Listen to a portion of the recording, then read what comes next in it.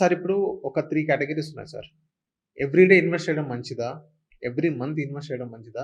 లేకపోతే yearly twice or once lump some amount invest చేయడం మంచిదా? మీరేం సజెషన్ ఇస్తారు? ఒకటండి. మనం ఏ ఇన్వెస్ట్‌మెంట్ స్టార్ట్ చేసినా సరే, మనం ఎండ్ గోల్ అనేది ఇంపార్టెంట్ అనమాట. ఓకే.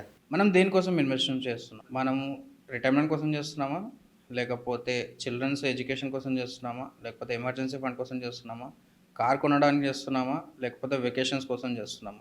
అది ఫస్ట్ థింగ్. సెకండ్ థింగ్, మనకి ఎంత డ్యూరేషన్ టైమ్ ఉంది? 20 ఇయర్స్ ఉందా? 10 ఇయర్స్ ఉందా? 5 ఇయర్స్ ఉందా? 3 ఇయర్స్ ఉందా? సో, ఇది మనం ఫస్ట్ మనం కన్సిడర్ చేయాల్సింది మనకి ఎండ్ గోల్. అంటే మనం దేనికోసం ఇన్వెస్ట్ చేస్తున్నాం? ఓకే. దాని తర్వాత మనకొచ్చేసి మన దగ్గర ఇప్పుడు అమౌంట్ ఎంత ఉంది?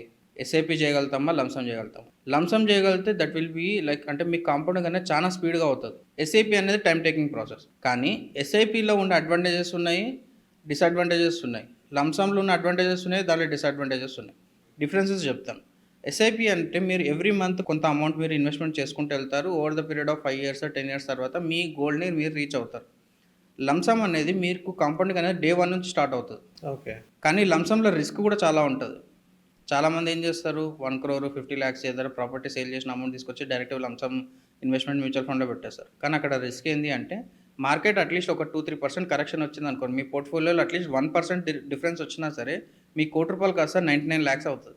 రూ. 1,00,000 మీకు నెగెటివ్‌లో కనిపిస్తది. ఆ రూ. 1,00,000 రికవర్ చేయడానికి మళ్ళీ మార్కెట్ ఒక 5% అయినా పైకన్నా ఎళ్ళాలి.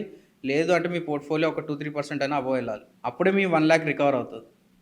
అది డిఫరెన్స్ అనమాట. అండ్ లంసమ్ చేసేటప్పుడు చాలా జాగ్రత్తగా చేయాలి. ఎస్ఐపి చేసుకునేటప్పుడు టైమ్ టేకింగ్ ప్రాసెస్ ఎక్కువ దూరం ఉంటది. రిస్క్ కూడా తక్కువ ఉంటది కాబట్టి మీకు మెల్లమెల్లగా అనేది కార్పస్ బిల్డ్ అవుతూ ఉంటది. మీకు యాక్చువల్ కాంపౌండింగ్ అనేది స్టార్ట్ అయ్యేది ఎస్ఐపిస్‌లో 5 ఇయర్స్ తర్వాత. 5 ఇయర్స్ తర్వాత ఎందుకు అవుతదంటే అప్పుడు మీకు కార్పస్ ఎక్కువ అవుతది. హ్మ్. మీరు రూ. 15,000 నుంచి స్టార్ట్ చేసినప్పుడు కూడా మీకు 5 ఇయర్స్ తర్వాత అదొక 20,00,000, 50,00,000 క్రాస్ అవుతది.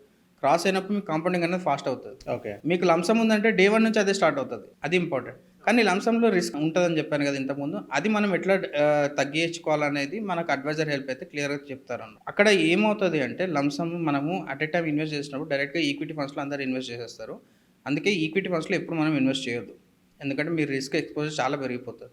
అందుకే మనం అక్కడ సిస్టమాటిక్ ట్రాన్స్‌ఫర్ ప్లాన్ అనే ఒక డిఫరెంట్ స్ట్రాటజీ యూజ్ చేస్తాం.